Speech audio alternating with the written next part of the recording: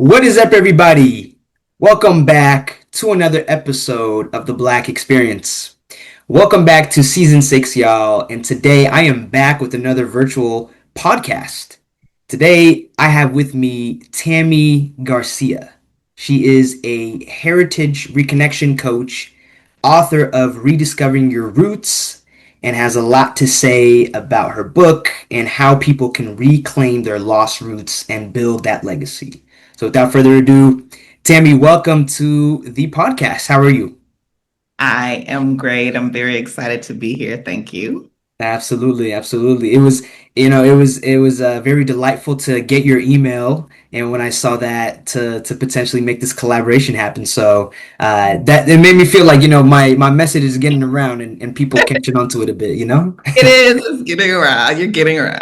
Certainly, certainly, certainly. So, to kick it off, we're going to start with a little icebreaker, a little fun thing. Mhm, And because we are in the season of summer, mhm. what is your go-to travel destination spot that you would pick? There are so many places in the world, so I try not to go to the same place because of that. But some place that I've only been once that I can't wait to get back to again that I love, I would even live there if I could, Hmm. is Cuba. Ooh, why is that? I love Cuba. Just the culture, the people, the vibe. Hmm. Even people have said that the food wasn't good, but all the food I had was great. The food, of course, the music, Hmm. the history, the just all the old building and the cars and things like that. It was just such a welcoming place. It's just beautiful. Everybody should go. Oh yeah, oh Yeah. yeah. And I'm a big fan of Michael Jordan, as you can see in my background. Uh-huh. And there was this interview he did on some cigar YouTube channel from like Uh-huh. 10 years ago almost. And he was like, yeah, the best cigars are from Cuba. And they're Yes. like the really thick ones, you know what I mean? That like last Yeah. you forever, you know? Yes. We went on a Cuban plantation farm and we rolled some Cuban cigars. Oh, okay. Oh, so you had some too yourself. Yeah. Yeah. Okay. I mean, I'm not a cigar, connoisseur, but I did it. Yeah, yeah. It's like the touristy thing to do almost, right? You It try it is. out and go. Yeah. Awesome. Well, Tammy, if you want to introduce yourself briefly to the audience, tell us, I don't know, a little bit about who you are, who Tammy is, and a little bit about what you do. Well, since I'm a storyteller, I'm going to just start with a story about who I am. It makes it a little more interesting, right? Hmm. So, like many immigrant families, my family, when they came to the United States, they were focused on, chasing that American dream. But while they were chasing that American dream, keeping their cultural traditions, it really wasn't alive. It wasn't a priority for them. So I was raised disconnected from my cultural heritage. My family is from the Dominican Republic and Jamaica, but I was raised in Cleveland, Ohio. So I never quite fit in, right? I wasn't black enough. I wasn't Latino enough. The kids, they used to laugh at me for trying to speak Spanish. I couldn't speak patois either. And, what's this thing with somebody with the name Garcia and they can't speak Spanish? Yeah. I, Yeah. wa- and trying to be cool. I really wasn't a cool kid. I didn't even learn how to say what's up until like high school. Wow. I know. So, with all of those things, the kids, they constantly told me I was fake. I was trying to be something that I wasn't, that I was pretending, but I was just trying to be who I was. So everything really changed for me when I went to college at Howard University. And Howard is my second greatest love. My daughter is my first love. And I was surrounded just by people who were embracing who they were and proud of it. So I decided I'm going to do the same thing. It's time for me to do that. Do that. So the more I learned, the more I wanted to learn, and the more confident that I became.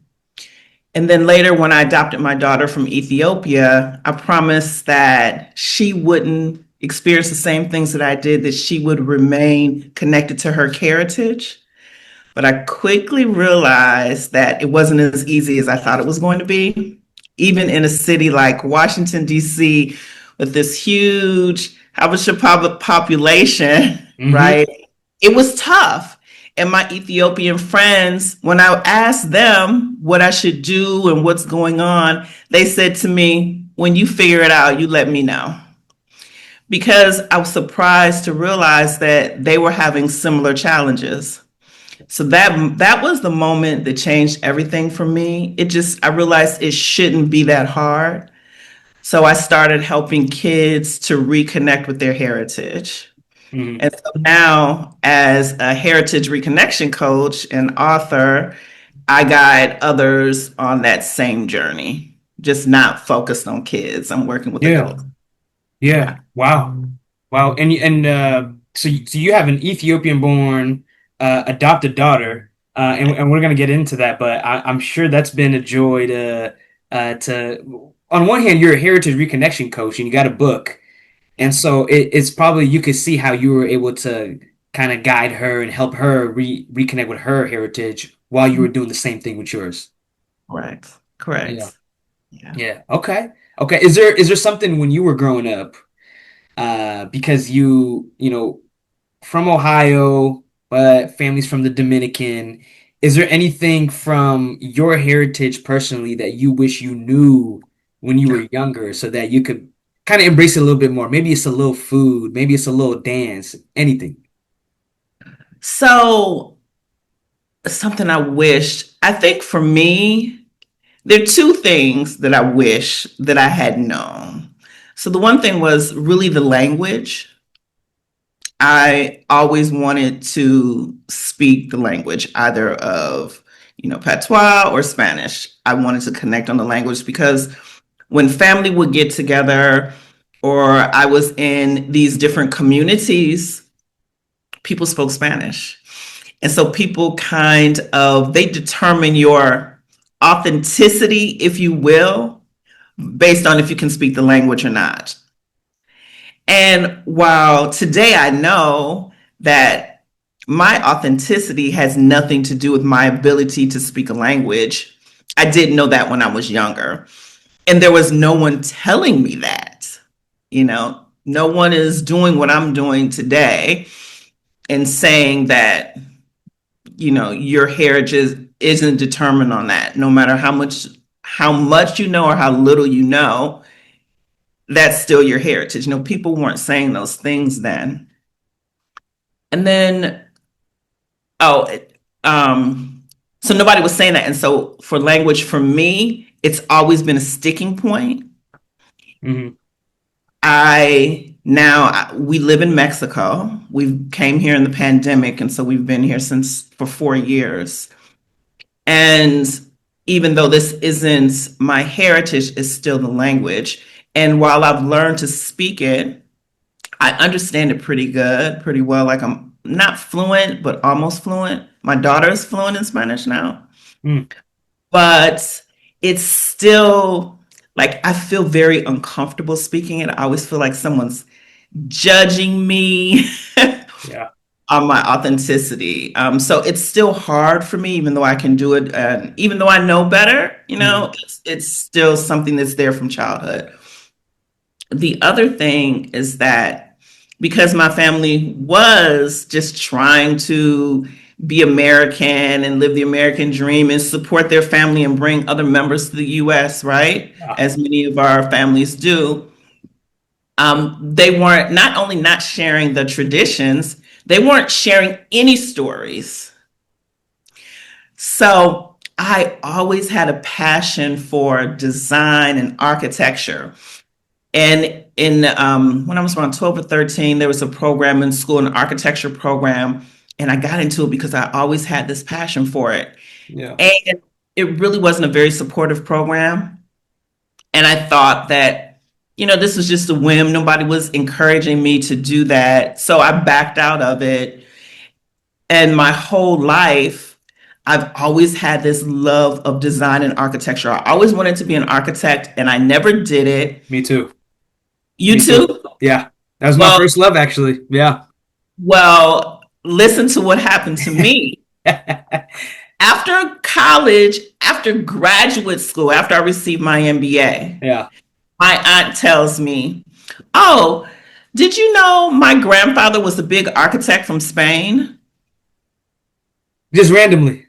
Just randomly. Yeah, when he moved to Dominican Republic, how he met my grandmother, he built buildings and all these Yeah. things. And that's how he died. He died because he fell off of a building and he was like this big architect. And Oh. I've read things about him. I'm like, really? No one thought that it was important enough to tell Tell me me, earlier. Yes. because then I would have known this just isn't a fluke. This is part of my DNA. Just this is who Yeah. I am. So that's what I mean. Like when it's just important to capture those stories, even his story, all of his stories are super interesting. Hmm. And so had I done that, I would have made a different choice.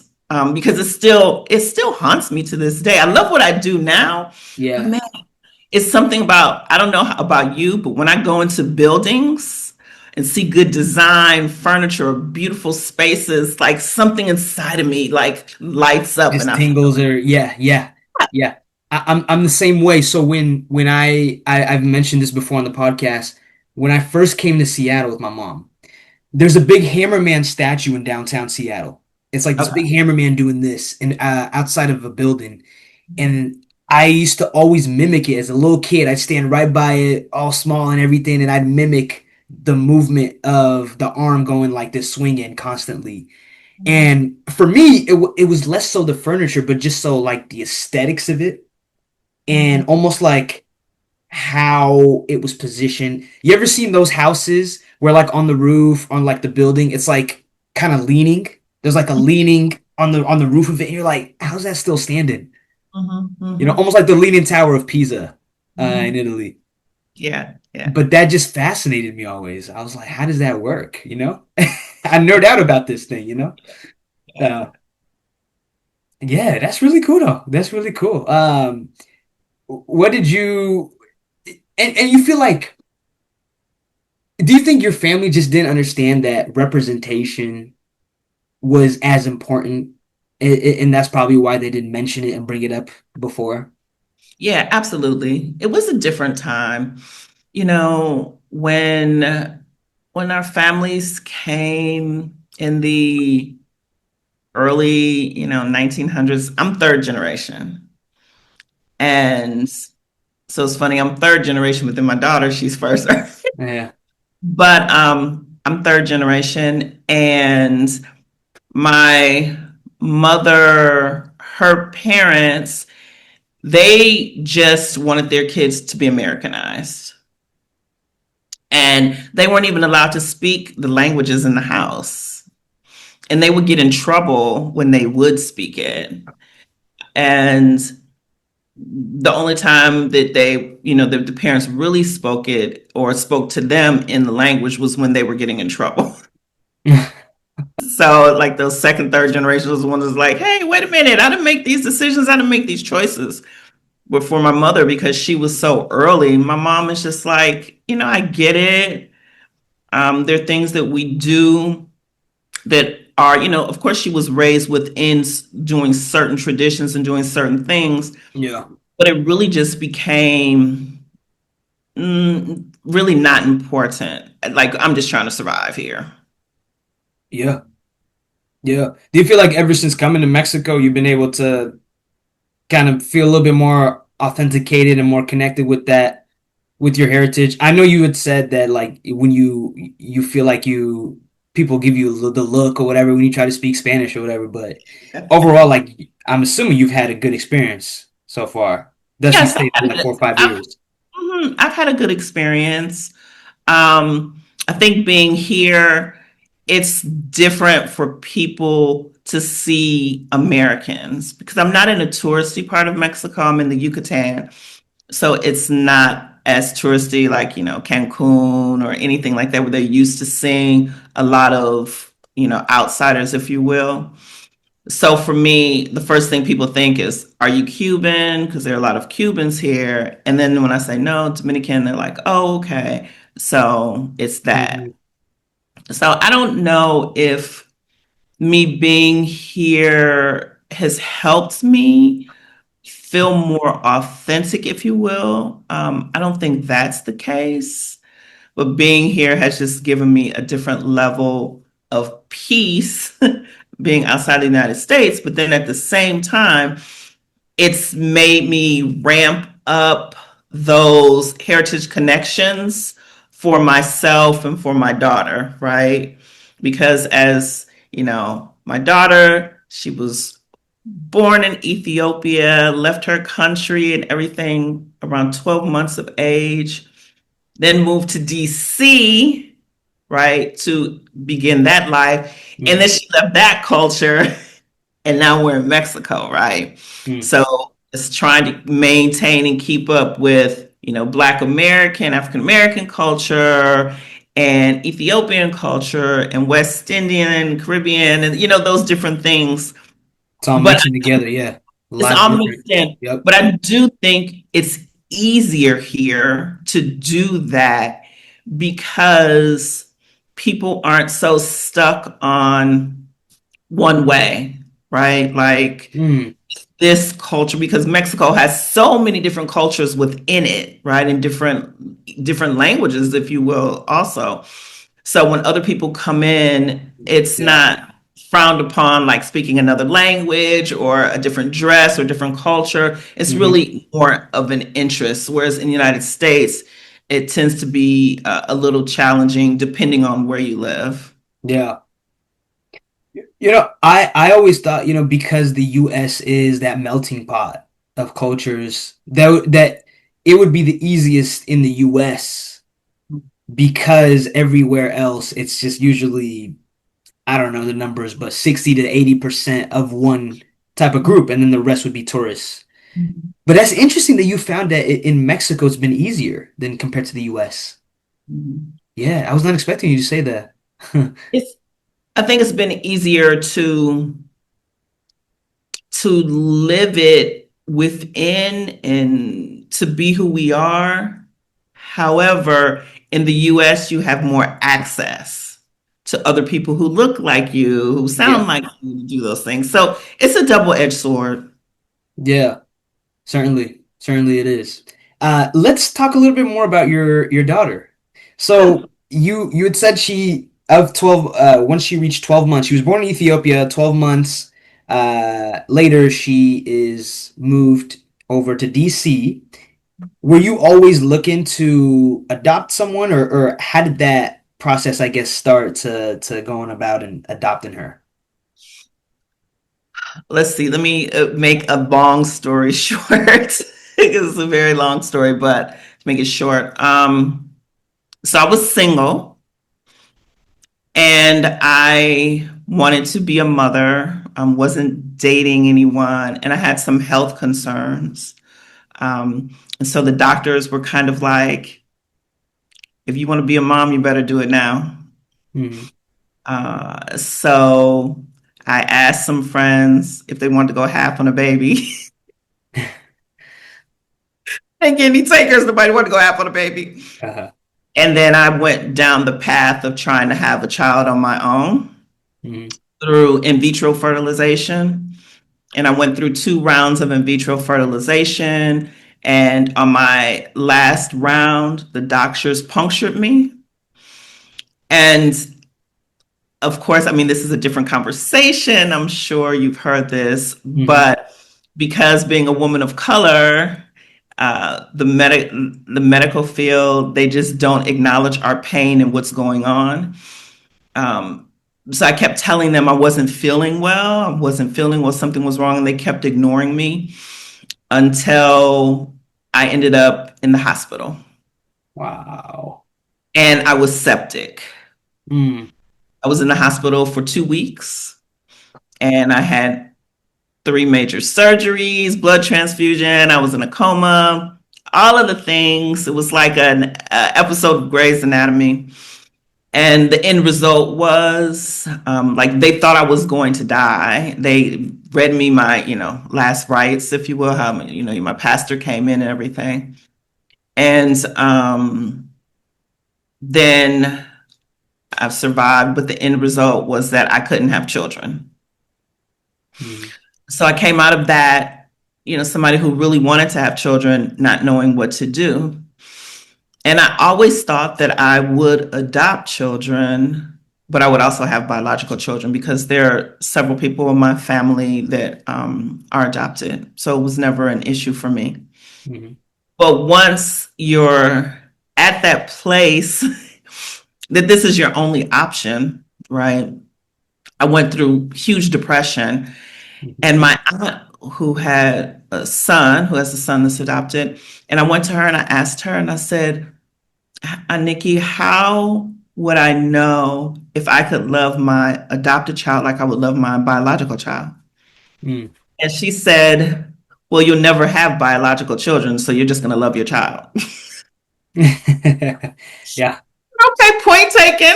Yeah. Point. Yeah. Very direct, right? Yeah. So from that point, I was like, she's right. And I just went down the path of adoption. Mhm. And I looked at adopting in the US, I looked at adopting in Dominican Republic, Jamaica, and other places. But there were a lot of reasons why I did not do that. So I knew at that point Ethiopia was open, and I'm sure you know they're no longer open for adoption. Yeah. They were open, and I had a few friends in DC that had adopted from Ethiopia. I had lots of Ethiopian friends, and I was like, okay, I can do this.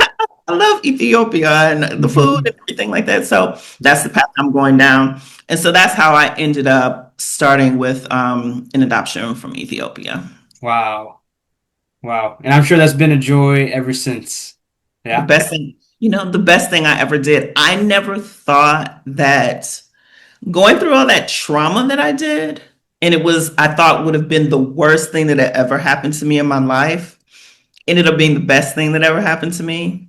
Mhm. So now I'm grateful for the pain and for having gone through that because I can't imagine anyone else being my child. She's my joy.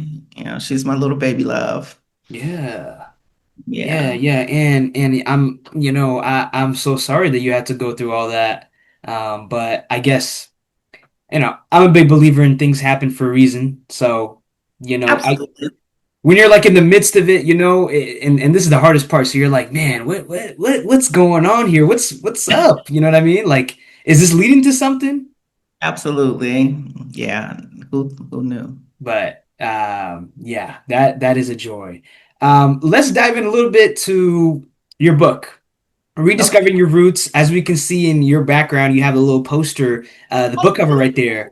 Tell us a bit about, how you came about thinking about writing a book and even in the process of that becoming that reconnection heritage coach. So, how did I start writing the book? So, when I said how I started doing the working with youth and helping them reconnect or connect with their cultural heritage, and I started with that and started building out a platform, an app for that. And right when I was about ready to launch it in DC, COVID happened. Hmm. So when COVID happened, I had to make an immediate switch to online because the app, it was going to be like face to face and then kind of go into online. So once I made the transition to doing things online, started working out really well. When I initially started, I started working with a lot of different groups, doing activities in Spanish and French and Portuguese, different things like that. But then I quickly realized that I needed to focus in on one community, build that out, and then go towards another community. So I started working with, of course, Ethiopian youth doing that. So it was just started doing camps, summer camps, weekend camps, dancing, hair, book clubs, history, cooking, everything we started doing, and the kids just started coming. And it wasn't just adopted kids. It was, kids that had both their parents were Ethiopian, that they didn't have access to this, language and writing, just all of those different things. And so it was really great. Started doing that. Hmm. But then during the pandemic, also, I mean, you know how difficult the pandemic was, Oh and yeah. the pandemic, so I don't have to go through all of those things. And that was at the point when I decided that I was going to move, that I was going to leave the US and the DMV and move. I also decided that I needed, because I had to deal, my mother lives with me part time. So I also had to deal with my mother and my daughter. And I was having lots of just health issues because of the stress and all the things. So I said, I'm going to kind of put this on pause, even though I had some momentum. I needed to put it on pause because I needed to deal with my family. And one of my friends reminded me that if I wasn't good, none of this was going to be good, right? So Mm. I had to take care of all of this. So I paused everything and I thought I would, be able to get back to it in a few months. No, It took me almost 2 years to get back to it 2 years. Wow. because I just had a lot of things I had to deal with, and coming here helped me realize all of that. And leaving the US and going someplace else, it was like PTSD. I had to deal with that. Hmm. Leaving that environment for something this was so peaceful and allowed me to focus on my health and my family and all those things. So it took me so long to get back to it. When I finally got back to it, well, I hadn't grown up with these kids. A year and a half, 2 years had passed, right? Yeah. So I had grown up with these kids, and the model that I had, it was excellent, but the kids weren't interested anymore. They weren't engaged, Hmm. and in the way that it was, and I didn't have the time or resources to start all over to figure it out. So I was Right. like, okay, what am I going to do? So I had all of this knowledge, and I knew the need was still there and people were still interested. It just needed to be packaged differently. So then I said, oh, I'm going to write a book. Okay. So again, I thought writing a book, it'll take me a couple months to write the book. It Yeah. took me Yeah. over a year. It took me over a year to write the book. That I used to think that too. Like writing a book. Oh, give me some pen and paper, just a few pages, and bam, New York Times bestseller, right? That's right. Yeah. And it took me so long because it wasn't a novel I was trying to write, right? Hmm. It was all of this intellectual capital and knowledge I had in my head, and these methodologies and these processes, all these things I was trying to put together and really create something new. I Yeah. had to figure out what all of that was and how I wanted people to interact with all of that. So once I wrote the book, and now from the book, there's this community that's coming Hmm. September, which I'm super excited about.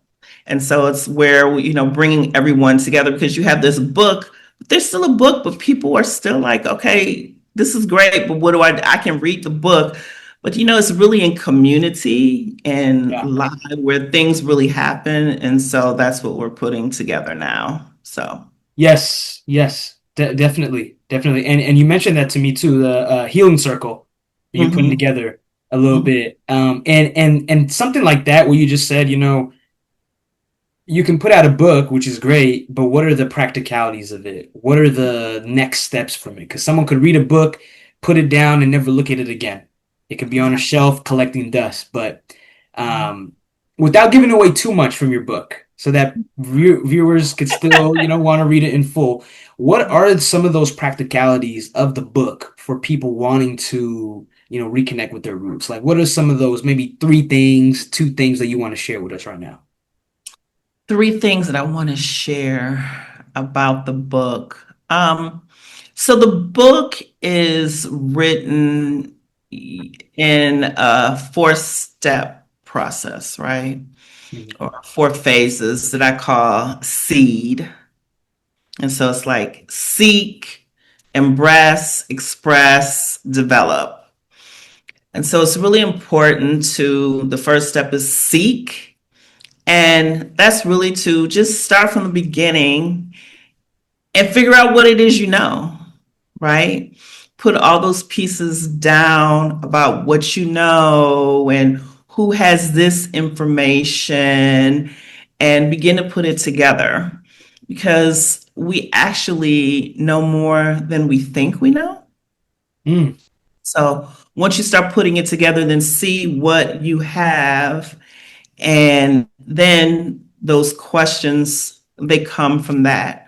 I was trained in appreciative inquiry, so which means that I don't like to start from a point of loss mhm. where I lost my culture and I lost this and woe is me.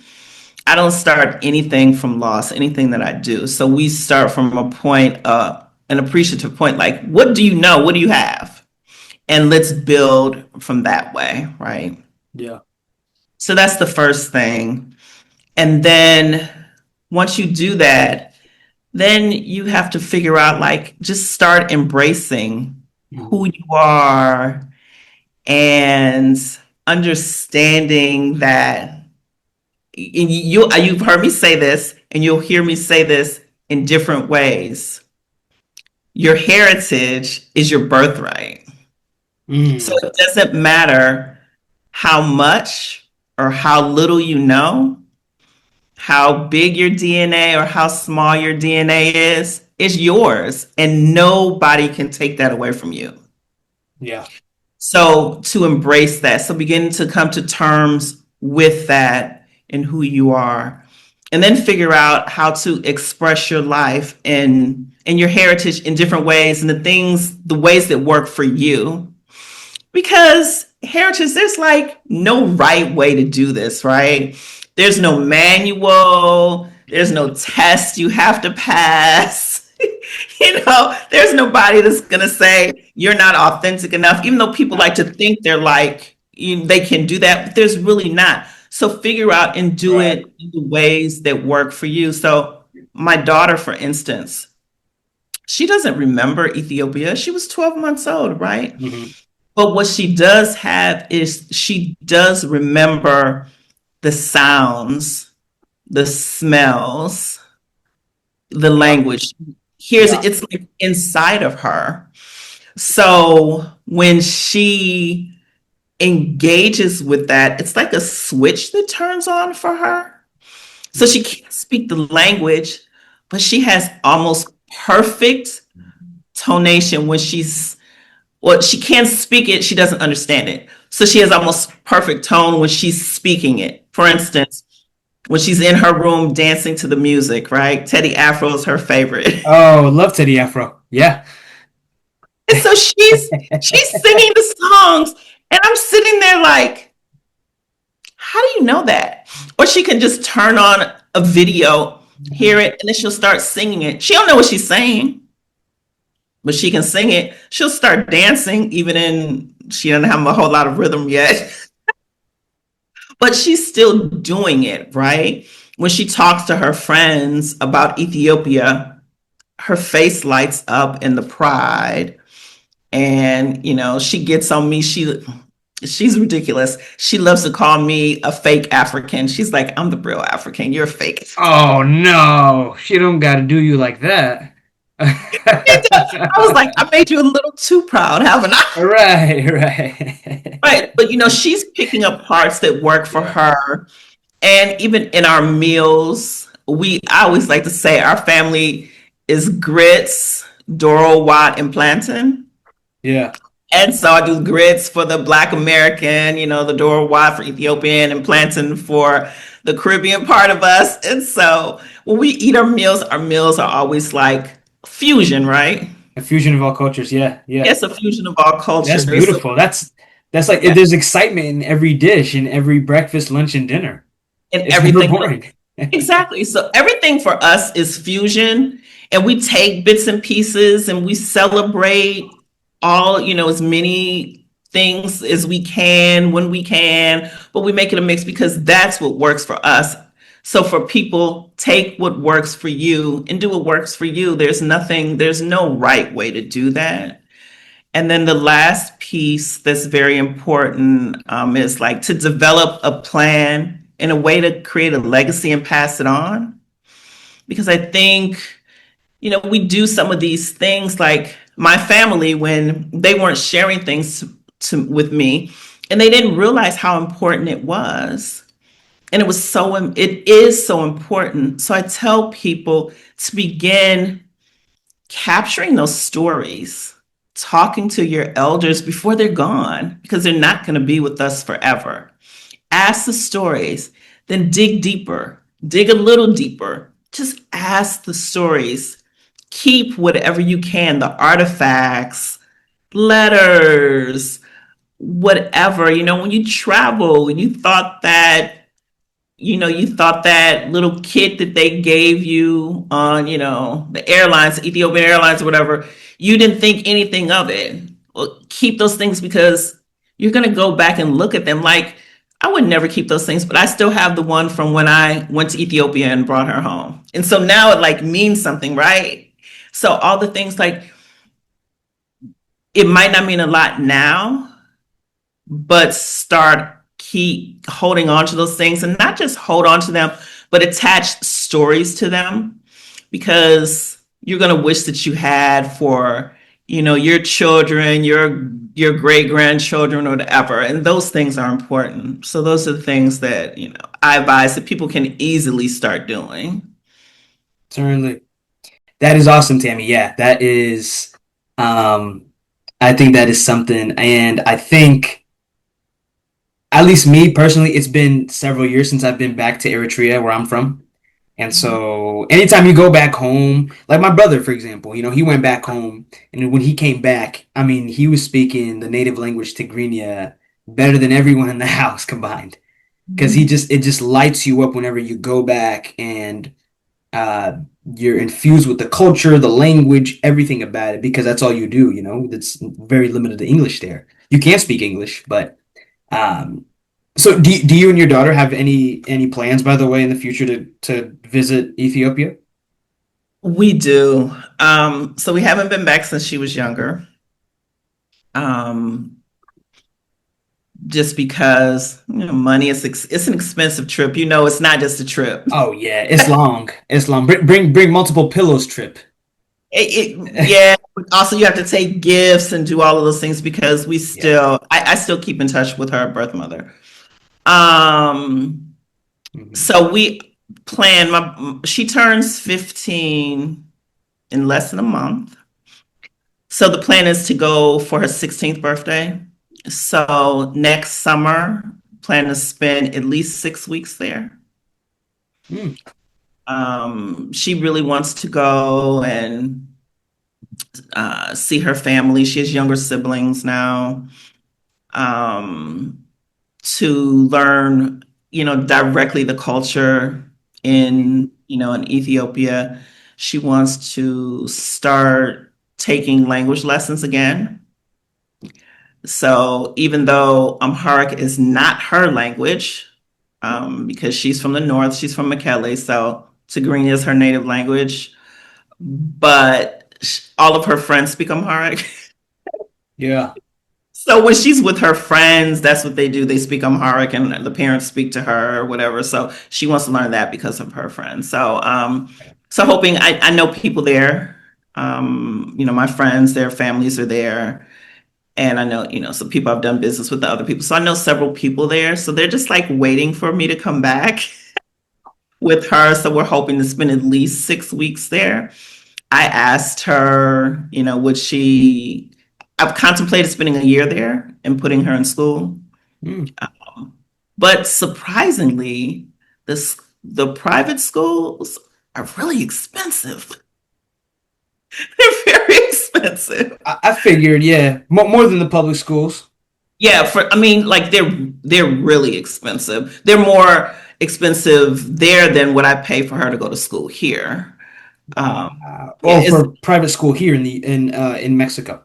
in Mexico, but they're on par with private school in the US. It's very expensive. Wow. There's got to be Um, some features or some benefits, I'm assuming. There's got to be something in there. yeah, so I haven't worked that out. She said she's not object to spending a year there.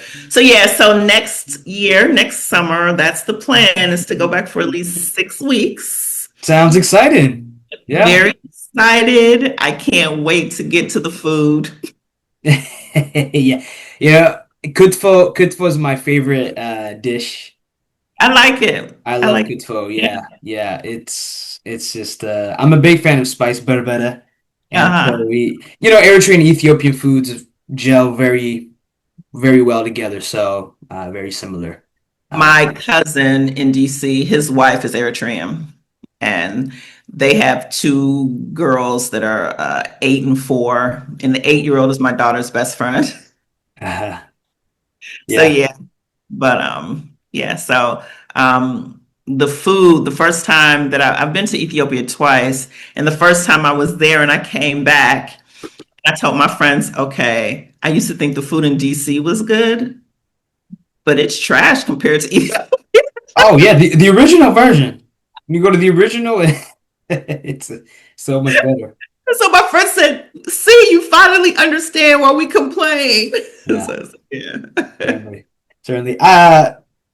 I want us to shift a little bit to because we're talking about culture and reconnecting with that.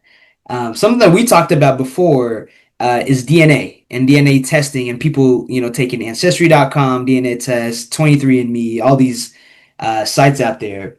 A big fear that people have is that initial consent of giving that DNA up and Yeah. saying, hey, here's my DNA to this website, to the government, whatever, in order for me to figure out where I'm from. This is one way that people have done it.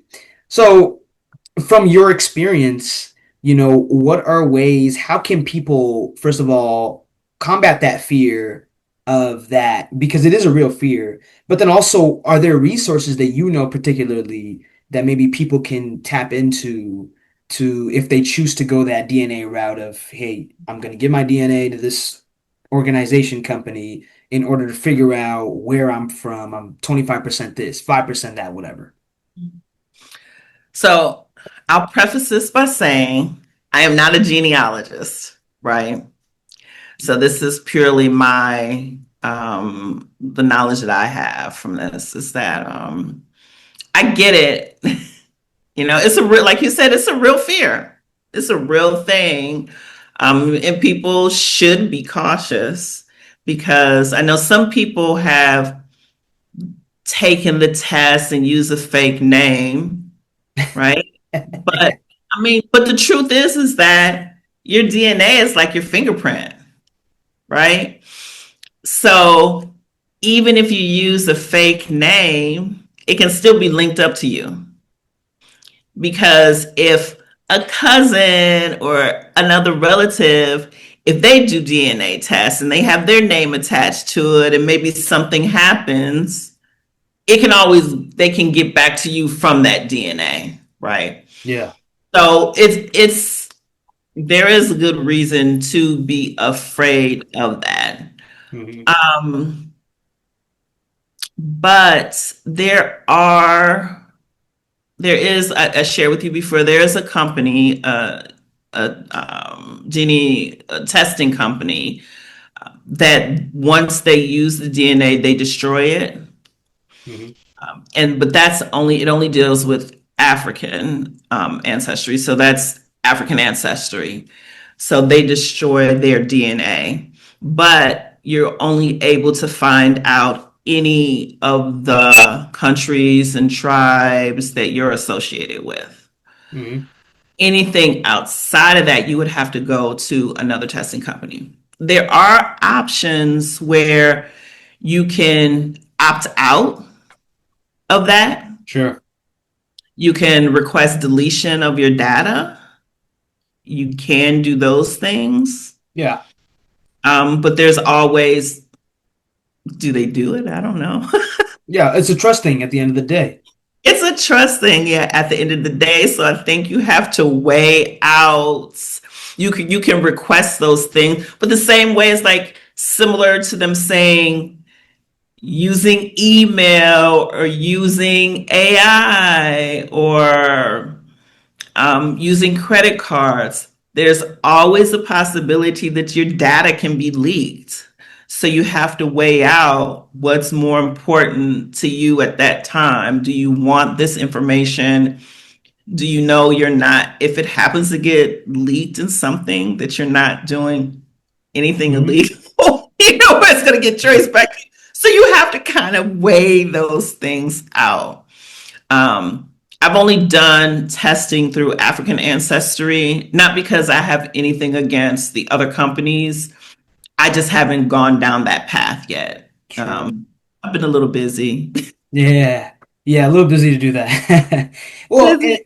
and I think too, Tammy, I mean, when people read your book, there are other practical ways to figure out who you are and That's right. reconnecting without doing the DNA test too, you Absolutely. can, Absolutely. That's what I was just going to say. You can yeah. connect without it, right? You start with your family stories, um, the culture, even if you don't, say with my daughter, she doesn't know much about her family history. We know a little bit, but we start with what we know. So you start with what you know and then start researching from that point. And then just the traditions, the histories, the different things around that. So you can, like a detective, right?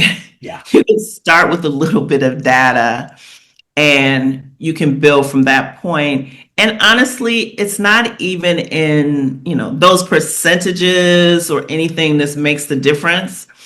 It's really in how you live your culture, Hmm. right? So the connection is from what you're going to do with the information. So for us, in the work that I'm doing, what I found is that we see this great demand for this data. I want to know where I'm from. What are the percentages and those things? Yeah. What do you do after that? Hmm. So that's the work that I do. I'm filling in that gap because Yeah. there's no one really yet that is trying to figure out like, you have this stuff, and then how do you connect? How do you belong? How does it affect your identity? What do you do this with this? How do you live this? How do you live your culture? Not just get another piece of paper and you put it on the shelf, right? Yeah. So I did my testing. I have a piece of paper that's somewhere over there, right? I know what it is, but I need to actually put it into play and to start learning more about it and incorporating more of it into my life. And that's what matters. And that's what I built out in my life to help create a legacy, this very rich legacy. And everybody's legacy will be different because Hmm. everybody's family is different and how they celebrate and what they do is going to be different. But that's the beauty and that's where it matters. So, Yep. Yep. It's that secondary step of, okay, now you've done it. Now what are you going to do with this info to pass it exactly. on and keep going with that? Exactly. Beautifully said. Beautifully said. Well, Tammy, we are at the deep end part of the podcast. We have reached the end, and I'm getting ready to ask you my favorite question. Oh, what And is that? that is the advice question. The advice question, and in terms and shaping it up to what you do and who you are. For anyone right now listening that's in the younger generation, uh, that is looking to reconnect with who they are, that feel lost, that feel like they don't know exactly where they're from, or they want to tap into their history. What advice would you give to the younger generation? Your cultural heritage is yours. No matter how little or how much you know, how large or how small your DNA, is your birthright, your story, and nobody can take it from you. There's no test. You don't need anyone's permission to pass. There's no perfection required. You just need to start, right? Mm-hmm. And we talked about those ways to start. Um, so yeah, just start. Just do it. Just do it. Just Nice do and it. simple. Yeah, just do it. You'll never regret it. The only thing is you regret is not doing it. Mm, mm. Well, Yeah. you guys heard her. Just do it. Just start. And that's something that we've heard before too, and not just in this context, in any context in life. It's really just taking that action and reaping the benefits and rewards of that action once you do it. I'm sure you won't. I'm sure no one's going to be disappointed when they discover, I guess, who they are and where they're from. I mean, Right. for the most part, at least, right? It's something. It opens up. I don't know. If for me, it would. I guess knowing that I'm Eritrean, and knowing my grandparents, my great grandparents, it gives me a sense of pride almost of who I am and the work that I do, particularly. Absolutely. And that's what, because knowing who you are, there's power in that, right? So Hmm. it helps to ground you when others are trying to define who you are, right? It gives you that strength that you need to push back in any situation. And, we've talked about it, outside of this is like life, adulting. It's also hard, right? The Yeah, world is yeah, yeah. so, and even now, when we're like watching this cultural erasure happen in real time.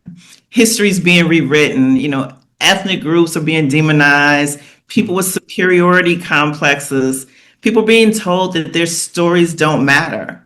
mm, When you know who you are, you don't let people define you, right? You're grounded in this. It becomes not just for you, it's also generational, for your family. And it becomes resilience. And mhm. you become like immune to all the gaslighting.